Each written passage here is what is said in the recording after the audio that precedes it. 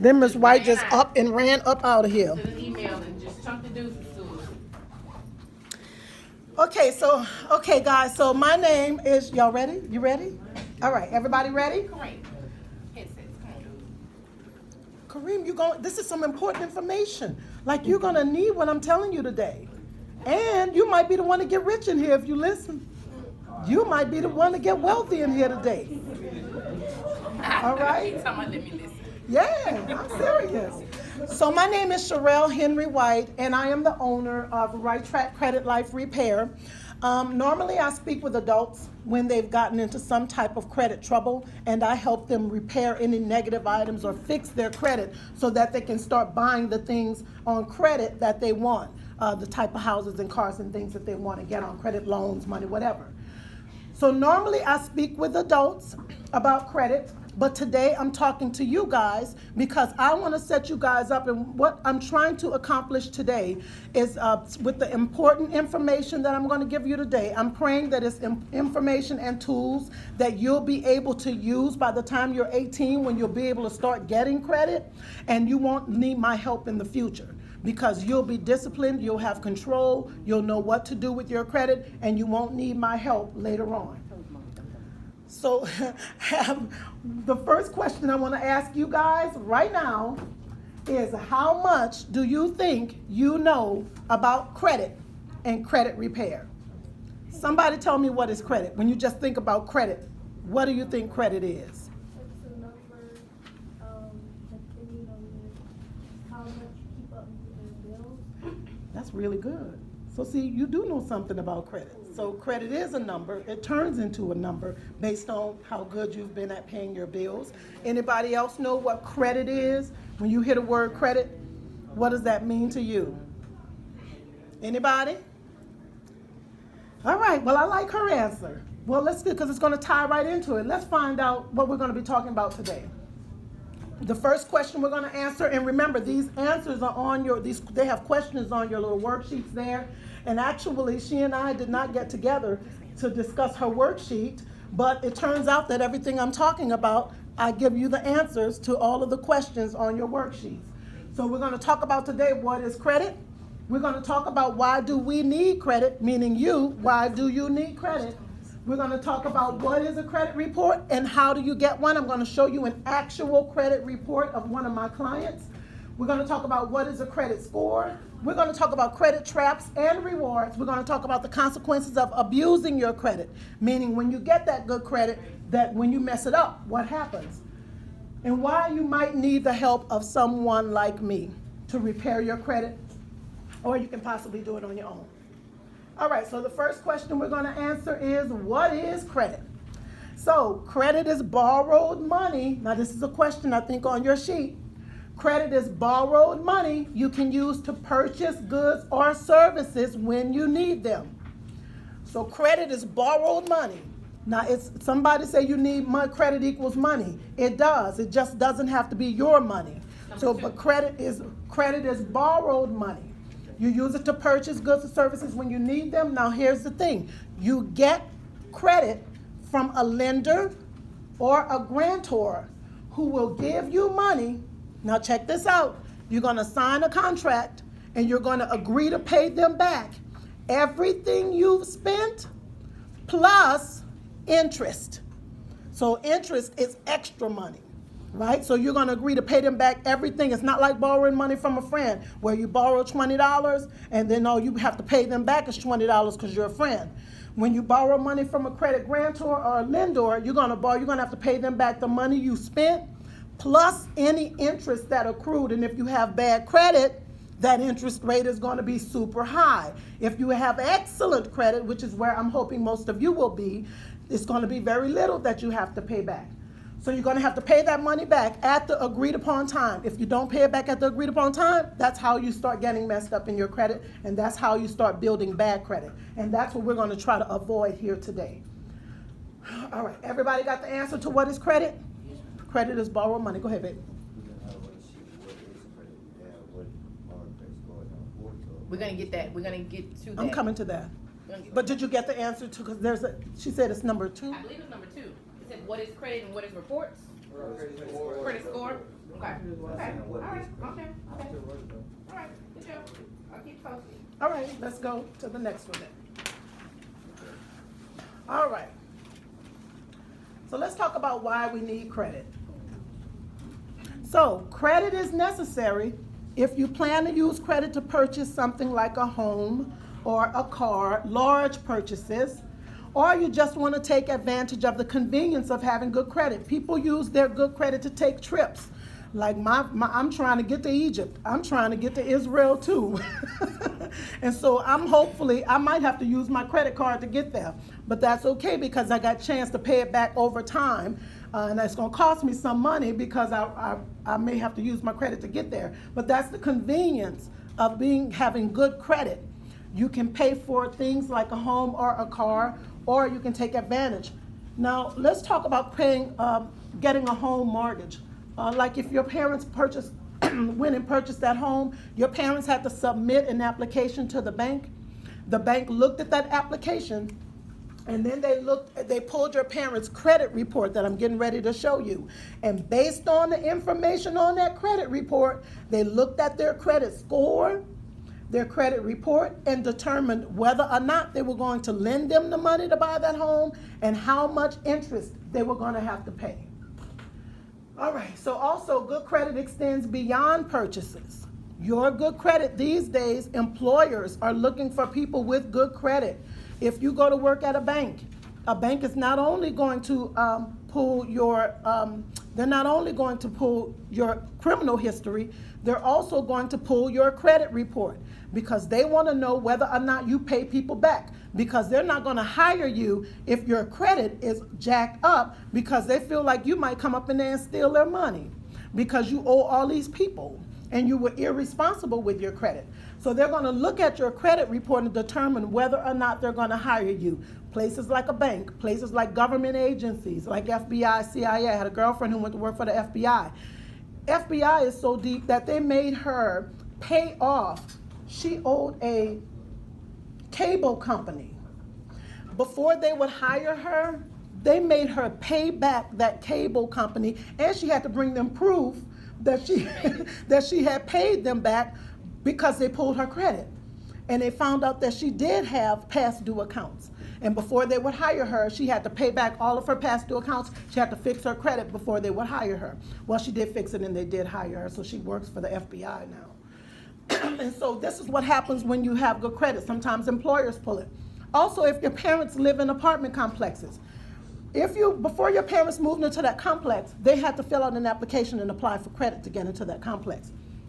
The complex determined by pulling their credit report whether or not they were going to, one, rent them a home, and number two, how much of a deposit they were going to have to pay for that apartment. So credit affects every area of our lives.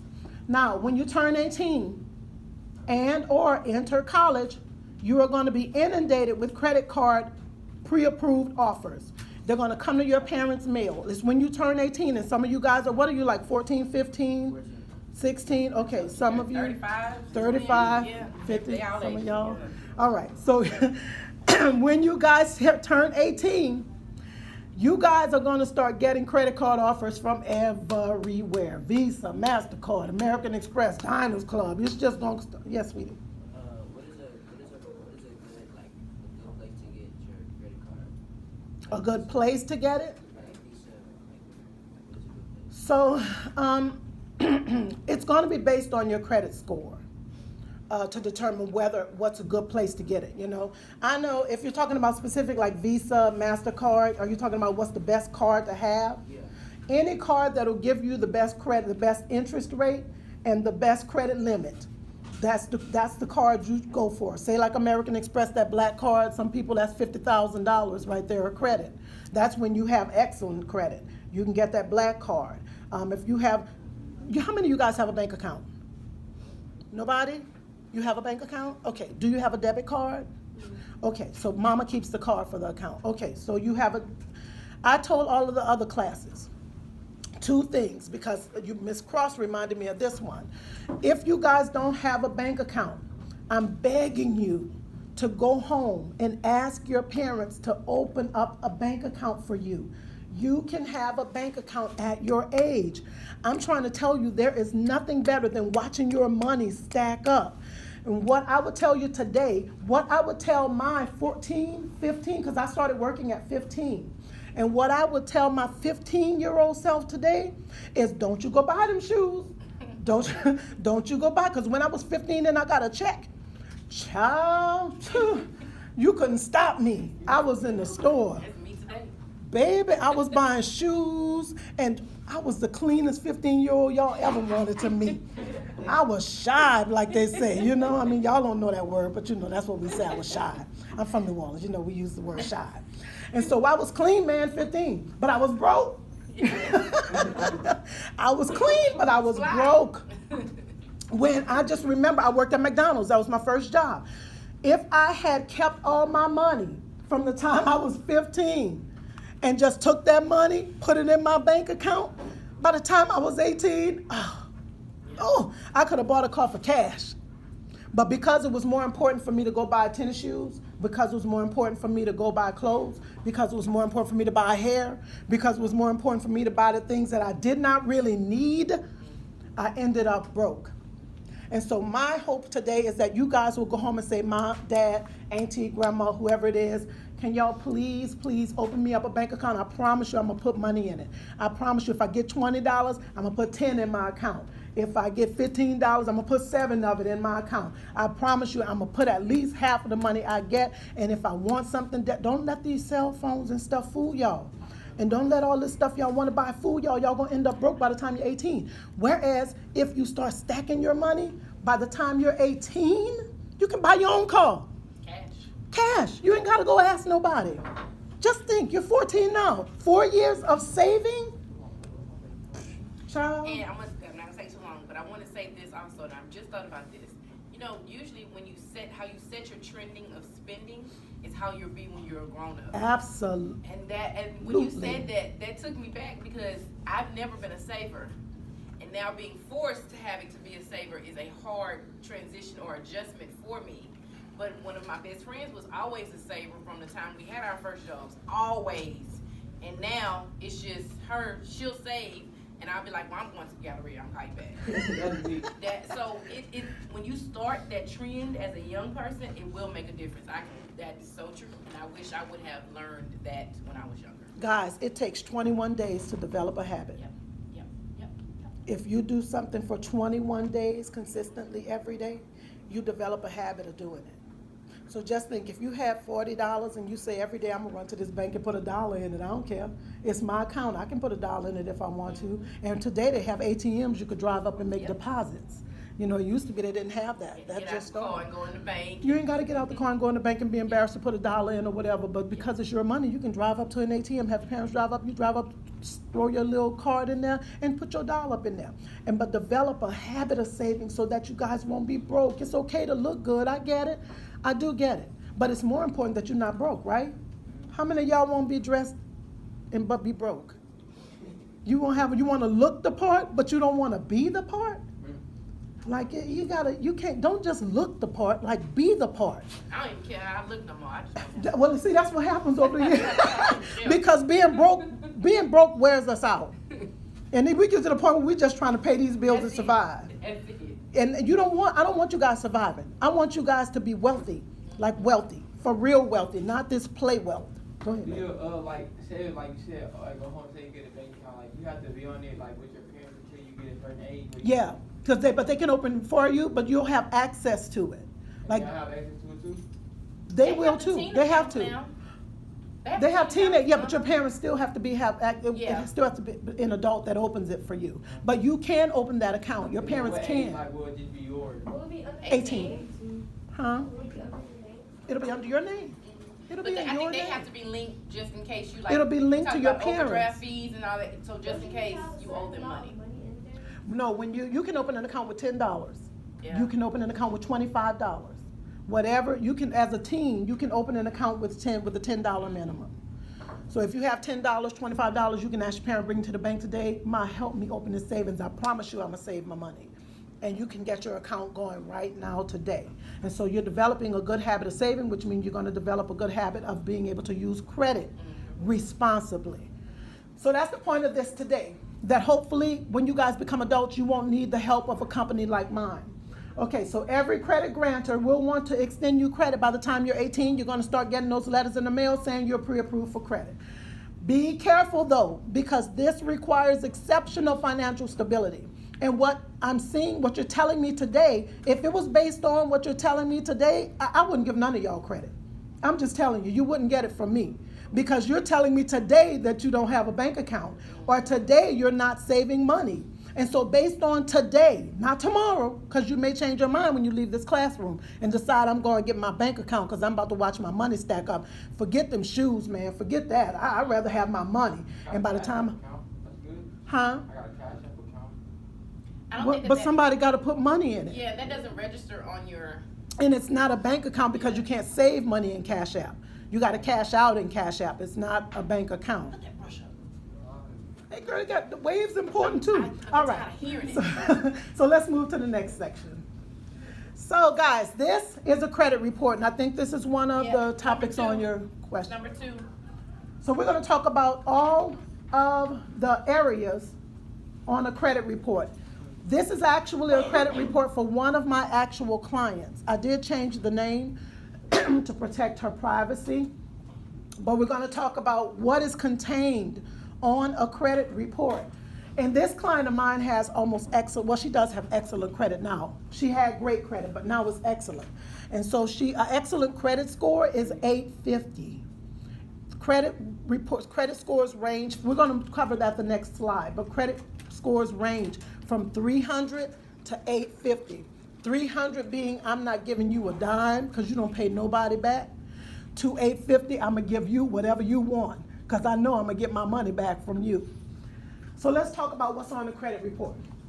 Somebody had a question. Somebody raise their hand? Okay. So the first thing on the credit report is a reference number. That means that you can take that number and pull this report up at any time you need it. Let me talk to you guys about the 3 credit reporting agencies. All of your credit history. If you go open an account at Victoria's Secret, if you go open anywhere an account with any company that's going to lend you money, and by that I mean a credit card or a debt or whatever, it's going to be they're going to pull it from one of these 3 companies: Equifax, TransUnion, or Experian. All of your information is going to be with one or all of these companies right here. And let me tell you all of the information these companies have on you, because from the time you're born, this country starts collecting information on you. And so they already have your name, your social, your birth date, the names of your parents. So already this country knows who you are. So by the time you turn 18, this is the information these companies have on you. They have your name, of course. They have any aliases you've used. So say you went somewhere and say, like I said, I've used Sherelle Henry, and I've used Sherelle White, and I've used Sherelle Henry White. So guess what? My name appears in all variations on my credit report. So it does. So I can have them removed if I want to, but I actually use them all based on where I am or what I'm doing. So also they have your date of birth on your credit report. They also have your current address, and guess what? Any previous addresses. So guess what? Where you used to live, that's on your credit report too. Yes, they can find you. And they also have any employers you've had. So anywhere you've worked previously, your current job or previous jobs. They know, you know what was funny? I had to get it removed though, girl, but they still had my 16-year-old job when I was 15. I worked at McDonald's, that's my first job. And they still had It was still on my credit report. I was like, you gotta be kidding me. I done had like 15 jobs since McDonald's. All right, anyway, I had it removed. The next area on the credit report is your credit score. So we talked about credit scores briefly. Credit scores range, and you can't see it here and I'll discuss it later. Credit scores range from 300 to 850. This client has like a 780. So they have almost perfect credit. So she's probably excellent right now. Because as I said before, I told Ms. Cross before, she was married. And during her marriage, her and her husband had all kind of accounts together, houses and stuff like that. And they divorced. And when it messed up her credit. So I helped her remove all of that joint information from her credit. And once I removed that from her credit, it shot up. So because she was good at paying her bills. because she already had excellent credit. Like all of these accounts right here, she paid these off. Like she paid her credit. That like this, she's my hero or my shero, because she pays her bills and she pays them on time. So I'm very impressed with her. Like I always use her as my yeah, because she's really good. Okay. So your credit score will be on your report. The next item on your report will be a summary. A summary is an account of every account that you've ever opened. If you go to Victoria's Secret, you open an account, it's going to be here. If you go to, what's another store y'all shop at that they give you a card? Like Foot Locker. Foot Locker. If you get a card or whatever from Foot Locker, because Foot Locker might have cards today. Oh, they do. They do. Oh, I used to work there. They have one. oh my God. So Foot Locker has, I ain't never seen a Foot Locker credit card. Okay. So Foot Locker has credit cards today. If you open an account with Foot Locker, it's going to be listed here. All right. So everybody you ever open credit for will be there, plus the balances. You have a question? Oh, okay. So this is that, your history, your account history. This is all of the accounts that you ever opened. And so next we have public information. I think that might be on your thing too. I don't know. But public information. All right, so check this out. Because public information is any information that you can that anybody has access to about you. Anybody can access this information. If your parents had a bankruptcy, if your parents had a foreclosure, meaning they took their home back. You were living in a home and then the bank said we want our home back, and the bank took the home from your parents. That's going to be public information, and it's also going to be on your credit report. So anybody you go to for credit and they pull it, they can see your bankruptcy, they can see judgments. If anybody tried to sue you, that's going to be there. Tax liens. If you owe taxes to any, if you have that, go ahead, baby.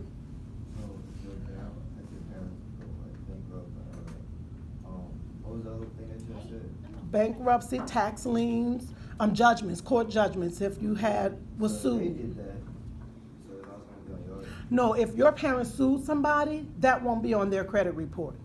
It would have to be a lawsuit for money. And somebody would have to sue them for it to end up on their credit.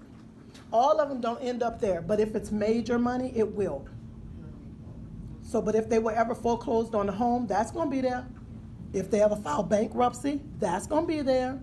If they were ever sued for taxes, that's gonna be there. So when a creditor pulls your information, they're gonna have access to all of this. And the last thing that's gonna be on a credit report is your creditor contacts. And so every account that you open, by law, these 3 credit reporting bureaus have to give you the addresses to every account. They have to supply that to you. If they're going to list it on your report, they got to tell you how to get in contact with them. Because if it's a negative account, you need to know how to get rid of it. All right. So anybody have any questions about credit report? How and when you get one? Also, you can start receiving credit reports when you turn 18. I have a question. Let's say you want to get your parents' credit, but you're signing up for their credit. Because this may take a long time to get an actual credit card. Well, I'm glad you mentioned that, because this is another thing, guys. It's called an authorized user.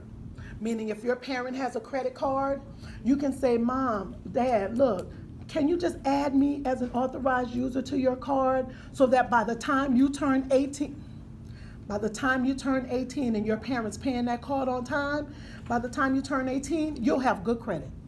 Because you'll start off with good credit because your parents, added you to their card. It's called an authorized user. So when you turn 18, you will have had credit history for at least 4 years worth of good credit paying back history because your parents made you an authorized user on their card. So that's another thing. Ask for a bank account and ask them to make you an authorized user on their credit card, right?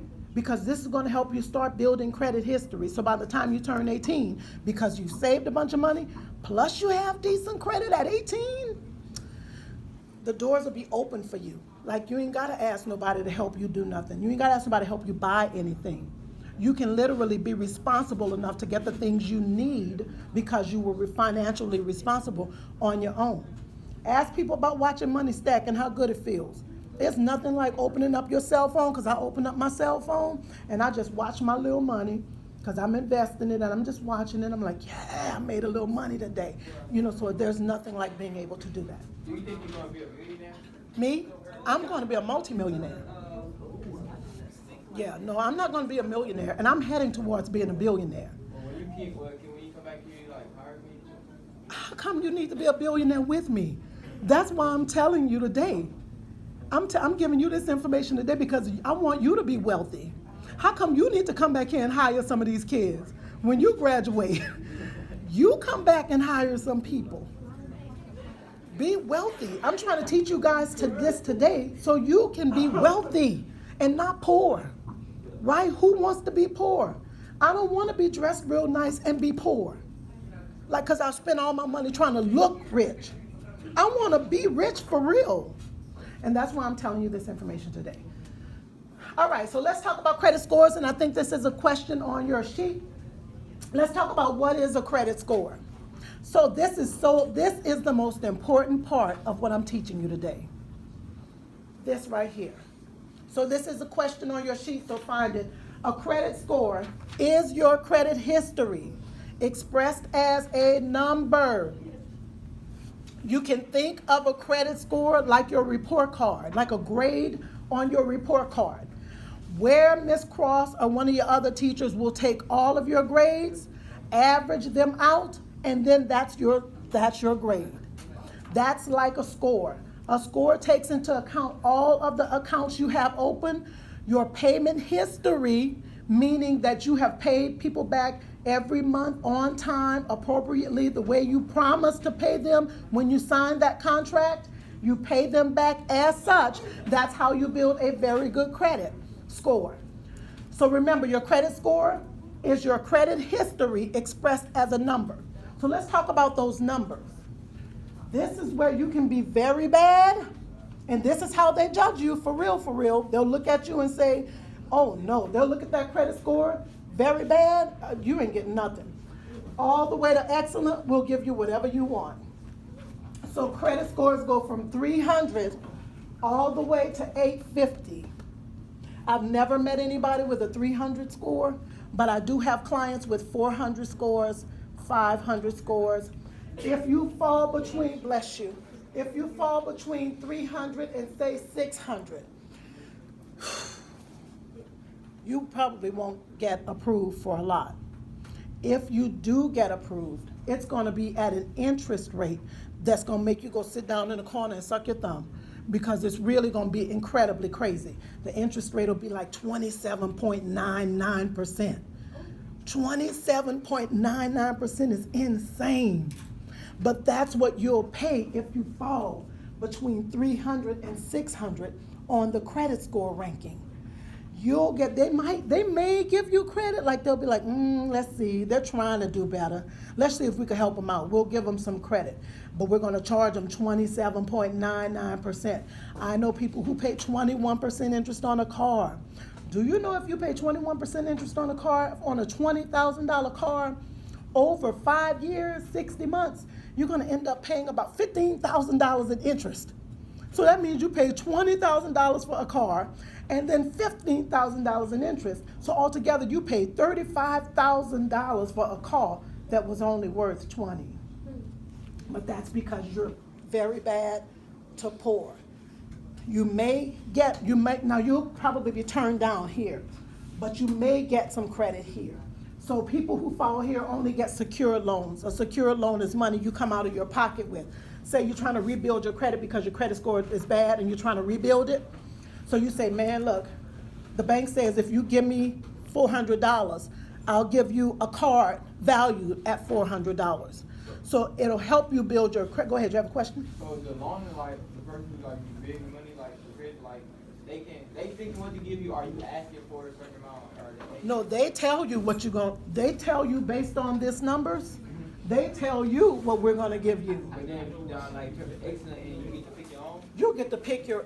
so they think you gonna pay it back. Well, let me tell you, you get to call your shots, and you can compete for rates once you're down there. So let's talk about the next area, because we're gonna get down there. Let's talk about having fair, good, very good credit. This is where most Americans fall. Most Americans credit fair, good, very good. I have a question. Yeah, baby. Let's say I want to buy a car, and depending on how much I put on the down payment, would that interest go up? Okay, so first let's talk about where your scores might be. So if your score is here or here, and you want to purchase a car, first of all you'll get not a good interest rate. Even if the car doesn't down It doesn't matter how much money you put down on it. The interest rate is going to be the interest rate. And it's based off your score. That doesn't do down It's payment. based off your score. So they're going to pull your credit first. And so what you'll end up paying less for the car because you're going to put more money down on it. But the interest rate will be the same. Now, sometimes they lower the interest rate the more money you put down on it. So you'll pay less money for the car basically because you put a large down payment on it. But how come if you get in this area here, you can tell them what interest rate you want to pay? And not putting any money down. And it can be zero if you want down. If you want to buy a car with no money down, you need to make sure your credit stays here. That means you need to make sure you're paying everybody back on time. That means before 30 days is up because most credit cycles are 30 days. So if you pay back before the 30 days is up, that means that you're really a good credit risk and we don't mind giving you money. I want to tell you something too about that. So anyway, this is where most Americans fall. You'll be eligible for loans. People will loan you money. It will just be at a little bit of a higher rate. If you're here, they're going to loan you, somebody may loan you money too, but trust me, you're going to be paying 27.99%. Here, you might be paying 10%. Here, you're going to be paying maybe 1, 2, 3, 4%. That's it. That's it. You can tell people what you want. All right, so you're paying 4%. Now, people think, and I was telling Ms. Cross this, people think that this is the bank's favorite client, right? Who would think that this is where the bank is right here? This is the client the bank wants? No, that's not really. Why not? Why? Very good. Yeah. Oh, good. Why you? Very good. You guys are on it. This is not the bank's favorite client. They love you. They'll give you the money, like, because they have to. Because you coming up in there saying, yeah, I want this. And they're going to make some money off you. Like, they're going to make some money off you. But this right here, these people are their favorite clients. And let me tell you why. Not only because the interest rate they can give you is a little bit higher than these people, but these are the people who are more likely to skip a payment. This is the group that's more likely to miss a payment. This is the group that's more likely to be late on a payment. So they love this group. Lord, if you miss a payment, they coming for you. They calling you, baby. They calling you. They calling your parents. They calling anybody you left up as a reference. Because they're scared that you're going to default on the loan that they gave you. But they're blowing up your phone. Here they might give you a little leeway. They might let you skip a payment. They don't mind you skipping a payment because they'll take that payment, put it on the end of your loan, and that's more interest money that they get. Plus the late payment fee. Plus the late payment fee if you let it go late. If you let it go late, that's more money they're going to get because they're going to charge you that late fee plus the interest. You still got to pay that interest. Late fee plus interest mean bad credit. So you guys have to fight and struggle to pay your bills on time. Whenever your parents tell you pay your bills on time, they mean that. They mean that. Pay your bills on time because guess what? In terms of your credit, 35% of your credit score is based on your payment history. 35%. How much time I have, Ms. Carl? About 4 or 5 minutes, but 35% of your credit score is payment history. That's a good one that you can put for number 3. 35% of your payment of your credit score is based on your payment history. 30% of your credit score is based on the number of accounts you have. You got about 2 minutes. Okay, Score is based on your 35%. 35 is payment history. And then 30% Is your account, the account. Number of accounts. Number of accounts. Number of accounts. It means, like, remember that credit report I showed you where I said they had a Victoria's Secret account? Y'all say about a Foot Locker I account? have a question. Those are all accounts. Let's say they want to, you can't pay with that company anymore. How do you dismiss that? You say you don't want to be with that company anymore? Yeah, like how do you, Well, first of all, you have to pay that company back every dime you've borrowed. Then you can call them and say, I want to close my account. And that, it's easy to close an account. They don't want you to go if you're a good customer, but if you do, you can just cancel it and say, I closed that account. But you got to pay them back first. If you don't pay them back, you're going to get in some trouble. It's gonna ring in 47. All right, so let's go all the way to the end here, guys, and talk about repairing your credit if you damage it. So this is what I do for a living. So adults come to me, and because they had some credit issues, they need my help, or they don't want to do it on their own. You can actually literally repair your own credit. You just need to know something about statute of limitations, FCRA, FDCPA laws. You need to know the law to repair your credit, because you can get yourself in worse trouble trying to repair your credit if you don't understand what you can dispute in what time frame. And so you just need to know that, but you can start repairing and disputing negative accounts on your own. Also, you can get a software to do it. There's software that'll guide you through disputing and your negative credit reports, or you can come to somebody like me. Thank you guys so much. I appreciate y'all. Y'all were awesome audience. Thank you. That is due back to me tomorrow. I'll give you guys about 10 minutes to research and get the rest of the questions that you need to answer. And she will brace us back with her